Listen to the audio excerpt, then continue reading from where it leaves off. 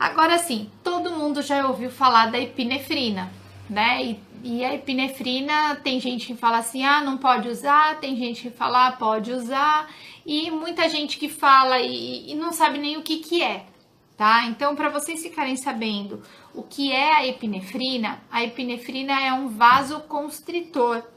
Ela não é um anestésico, então a gente pode muitas vezes ver a epinefrina na composição do anestésico. Por exemplo, eu tenho um anestésico que o composto dele é lidocaína, benzocaína, tetracaína e epinefrina. Ele tem esses 4 componentes. Então, ó, lidocaína é anestésico, benzocaína é anestésico, tetracaína é anestésico e a epinefrina não é anestésico.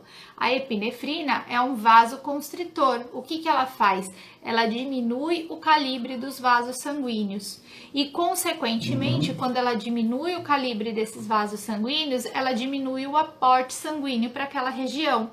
Por isso que a gente tem que ficar atento quando vai utilizar esse tipo de anestésico também, que contém a epinefrina, porque se usar em excesso, ele enrijece a pele, o que dificulta o nosso trabalho, e também ele diminui de uma quantidade exacerbada, a pele fica dura, fica emborrachada, pela falta do sangue, tanto que em volta da pele ela fica esbranquiçada. E se a gente deixar isso por um tempo muito prolongado ou uma quantidade exacerbada, a gente pode gerar uma necrose na pele por falta de sangue naquele lugar, porque ele fecha o vasinho ali e aí não entra mais nada.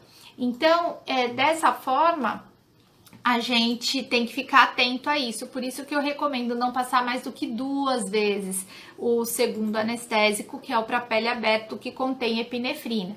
Tá certo que a epinefrina é numa dosagem baixinha, mas a gente tem que ficar atento para não cometer esse tipo de erro, de enrijecer a pele e faltar o sangue naquela região. E depois ficam com lesões mesmo, a gente fica roxo, fica com cara de coisa queimada, sabe? Quando a gente vai para mexer com gelo, aquele pessoal que vai para a neve, que fica com as extremidades arroxeadinhas, fica daquele jeito. Então, isso não é legal, é falta de atenção nossa como profissional.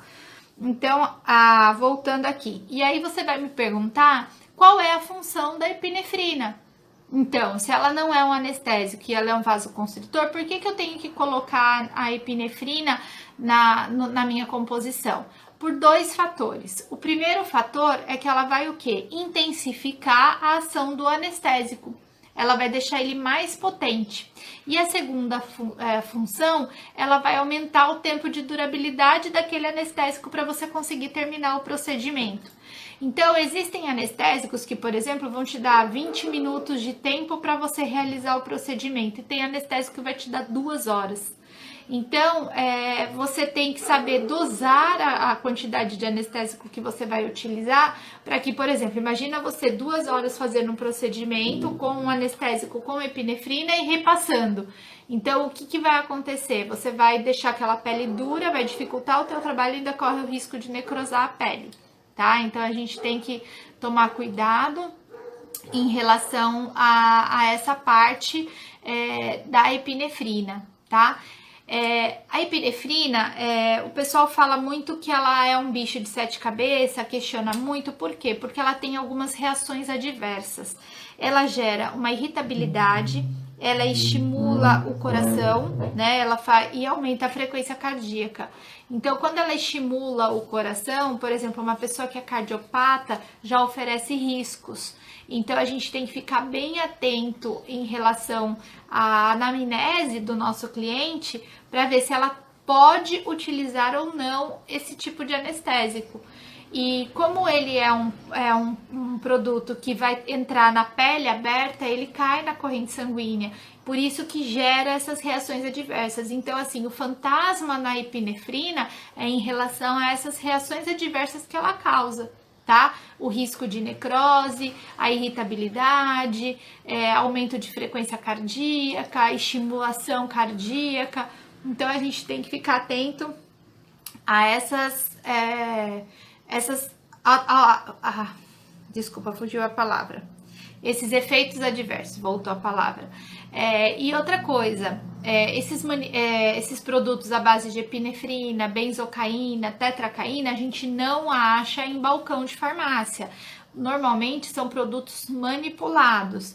Então, a gente também tem que ficar atento a quê, gente? Olha, eu vou falar uma coisa para vocês, que eu no começo, eu cheguei a comprar alguns anestésicos, comprei um que veio de um outro estado, amei, o anestésico era maravilhoso, depois comprei um aqui na minha região, e aí um dia me caiu a ficha, né? Ainda bem que foi bem no começo, porque quando a gente compra esses anestésicos que já vem pronto, você tem que se atentar se tem laboratório que foi feito, médico que prescreveu ou algum órgão responsável. Porque qualquer reação que você tenha, você não tem para onde correr, tá? Então, às vezes a gente, eu quero um que não sinta dor nenhuma, eu quero... Por isso que eu procuro trabalhar, o primeiro anestésico que eu coloco é aquele anestésico de farmácia, que é feito por uma fábrica, que tem um saque, que eu tenho um lugar que se eu tiver qualquer problema, eu vou entrar em contato e eu vou ter um respaldo. Quando a gente compra nas casas de produtos de micropigmentação, que hoje eles já vendem, a gente não tem esse respaldo. O produto tá ali, né? Ele tá feito, ele tá manipulado. E olha aqui, eu vou falar uma coisa para vocês. Eu já mandei fazer a mesma fórmula, tá? Eu peguei a embalagem, eu levei numa farmácia de manipulação e eu mandei fazer a mesma fórmula. Eles fizeram e ficou completamente diferente, não tive o mesmo resultado. Então, assim, não sei se tinha alguma coisa que não estava exposto ali naquela receita, né, no rótulo, ou se a farmácia que eu mandei fazer não seguiu a receita corretamente.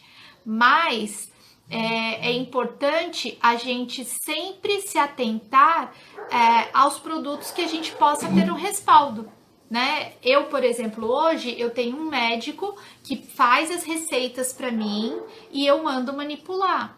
E aí o que acontece? Eu tenho um profissional da área da saúde responsável, eu tenho um laboratório que eu posso questionar e o produto vem no meu nome, tá? Então, assim, se tiver qualquer coisa, tá ali. Diferente quando você compra um produto que não tem, você não sabe procedência, né? Você não sabe como vem, então você tem que se atentar a isso também, tá? É uma forma de mostrar para vocês que às vezes a gente falar para o cliente, olha, você pode sentir, se a minha cliente tá tranquila, eu vou perguntando, tá doendo um pouquinho? Tá não sei o quê? Olha, como é que você tá?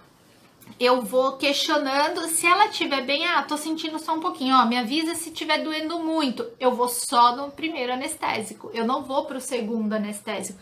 Se o limiar de dor da minha cliente tá alto, ela não tá sentindo uma dor insuportável, eu mantenho essa conduta. Se ela falar, tá doendo, ou se eu percebo que ela tá se espremendo na cadeira, na bancada, e aí o que eu falo? Olha, tá doendo, como é que tá? Aí ela fala, tá doendo, mas assim, eu percebo que tá uma coisa, eu vou lá e passo só um pouquinho para poder dar um relaxo para ela, porque também, às vezes o procedimento tá no final, a pessoa tá tão tensa que ela começa a mexer o olho, começa a piscar, ela começa a ficar inquieta e atrapalha o meu procedimento. Então, a gente também tem que ficar atento a isso, tá?